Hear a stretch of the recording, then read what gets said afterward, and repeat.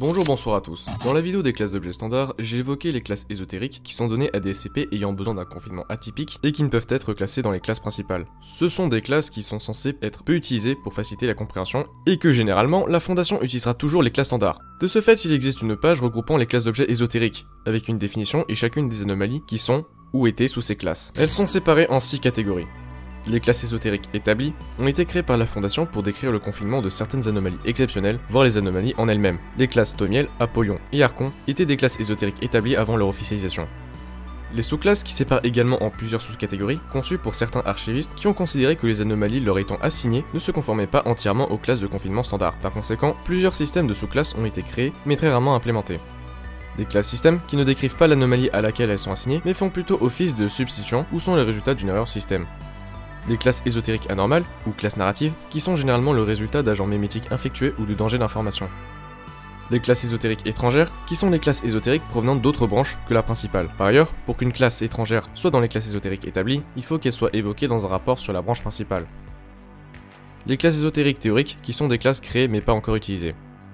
Dans cette vidéo, nous allons nous attarder sur les classes ésotériques établies, qui sont les plus utilisées. Quant aux classes système et anormales, elles ne valent pas la peine d'être évoquées car il s'agit de classes spécifiques à un seul SCP ou ne définissent pas réellement une procédure de confinement. La liste complète sera en description pour ceux qui veulent en savoir plus.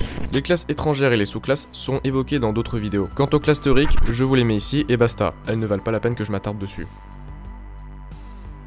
Avant de commencer, je tiens à dire que je n'évoquerai pas toutes les classes car certaines sont obvious et facilement compréhensibles, comme la classe non confinée et ses variantes, ou non disponibles. Certaines classes ne sont pas trop intéressantes à mes yeux, de ce fait, elles ne seront pas évoquées et il est certain à 100% que de nouvelles classes seront ajoutées à l'avenir, donc cette vidéo sera dans tous les cas obsolète. Alors n'hésitez pas à aller voir par vous-même la liste complète dans la description. Pour finir, certaines classes n'auront pas d'exemple, soit car je m'en fous, soit car j'en ai pas. De toute façon, les définitions sont assez claires et je n'ai pas envie d'alourdir la vidéo inutilement. Chaque classe évoquée aura un chapitrage dans la description, pour pouvoir trouver facilement la classe qui vous intéresse, au cas où vous ne comprendrez pas une définition, ou vous l'aurez oublié. La classe est normale. L'objet est si simpliste qu'il n'a pas de fichier attribué dans la base de données officielle. La classe antithèse. L'objet doit être utilisé pour empêcher le confinement d'autres anomalies et lui-même. Alors celle-ci elle n'est pas facile. Si on prend SCP-5956, qui a un effet rétrocausal sur les événements, grosso merdo une action dans le futur qui va affecter un événement dans le passé, doit déconfiner des objets SCP et lui-même. Par ailleurs, il va tellement bien déconfiner un objet que l'objet déconfiné va passer de Keter à Apollon. Je pense que c'est peut-être pour ça qu'il est toujours le seul SCP sous cette classe. La classe Argus. Le confinement de l'objet est sous la responsabilité d'un tiers. SCP-5298 est une invention du GDI nommée l'Initiative des Trois Lunes. Ayant raison d'un pacte avec la Fondation, les instances sont gérées par ce GDI jusqu'à ce que l'existence de ces robots soit connue du public. Il est donc de classe Argus car la Fondation n'a aucune mainmise sur l'objet, mais garde quand même un fichier SCP sous la main si le tiers s'occupant du confinement de l'anomalie échoue. La classe Cernunos. L'objet est possible à confiner, mais la Fondation ne peut y parvenir pour des raisons logistiques et ou éthiques. SCP-4971 est une anomalie spatio-temporelle où il y réside un dieu voulant détruire l'humanité, pour changer. Situé dans un centre commercial abandonné, la Fondation peut confiner efficacement l'anomalie en fermant le portail, mais pour cela, il faut sacrifier un nombre précis d'humains. Ce nombre double chaque heure, ce qui entraîne que pour confiner SCP-4971, il faut sacrifier l'humanité tout entière, au moment où ils ont découvert la méthode pour le confiner efficacement. Il est donc Cernunos, classe créée à la toute base pour ce SCP, car il est peut-être confiné efficacement, mais vu qu'éthiquement parlant ce n'est pas un choix très judicieux, il ne peut pas être confiné comme il se doit. La classe Chesed. Le confinement et le contrôle de l'objet affectent grandement les affaires internes de l'organisation liée à l'objet. L'objet est désormais co-contenu par la Fondation et les organisations associées. La classe Continua. L'objet est considérablement affecté en raison de la disparition d'une partie spécifique de l'anomalie. La classe Damballa. L'objet est confiné, mais les méthodes et le but du confinement sont inconnus. La classe Daas et Lion, Conscientia. L'objet ne peut pas être confiné physiquement, ce qui nécessite que le public soit amené à croire qu'il n'est pas anormal. La classe Conscientia, c'est la même définition, mais sans le côté juif. Oui, la classe possède deux noms différents, mais ont la même fonction. Sinon, nous allons prendre l'exemple de SCP-5338, qui désigne les abeilles dans son ensemble. Étant donné que 5338 est important pour l'humanité, et très présent, la Fondation a fait croire au public que l'objet était normal. De ce fait, il n'est pas confinable physiquement, sinon on meurt tous, mais la désinformation autour de cet objet suffit comme PCS, et lui confère la classe Daas et Lion. La classe déclassée. L'objet a été intentionnellement détruit ou normalisé par la Fondation. La classe déclassifiée. L'objet a été largement révélé au sein de la Fondation et ou du grand public. La classe Deicidium. L'objet est utilisé par la Fondation pour déclassifier d'autres phénomènes anormaux, un sous-ensemble des anomalies de classe Thomiel. La classe Drogre. L'objet est considéré comme neutralisé ou déclassé, mais des phénomènes anormaux continuent en découlent. La classe Drigioni.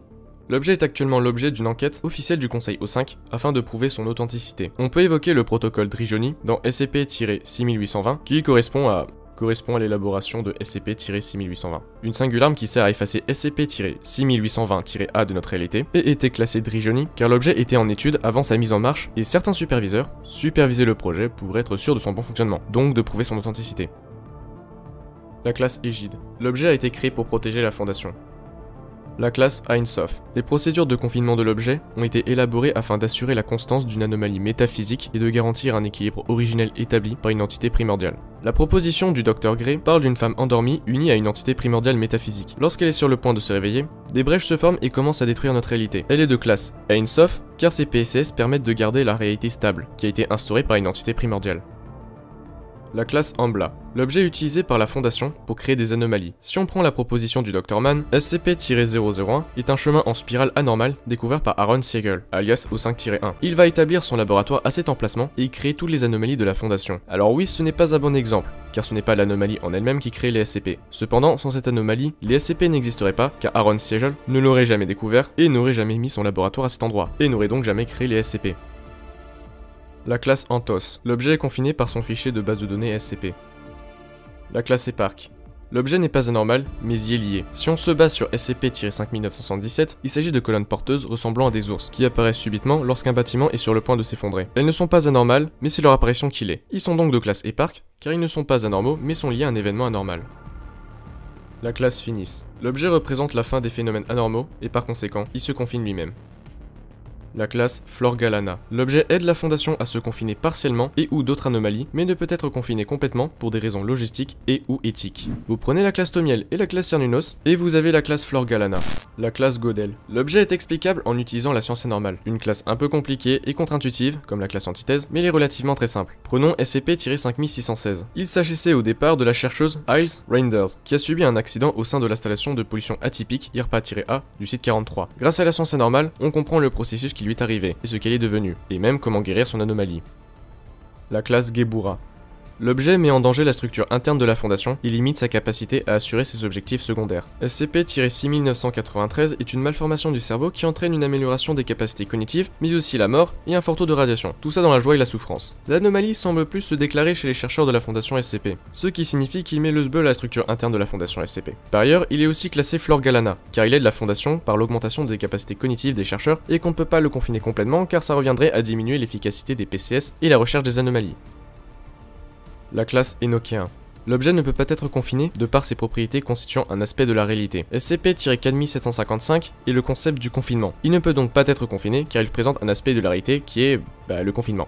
La classe Hera. L'objet est hostile, mais peut être utile pour la Fondation. SCP-4113 est de classe Hera car la technologie en son sein peut être extrêmement utile pour la Fondation, donc on doit le capturer, mais le bémol c'est qu'il est ultra dangereux.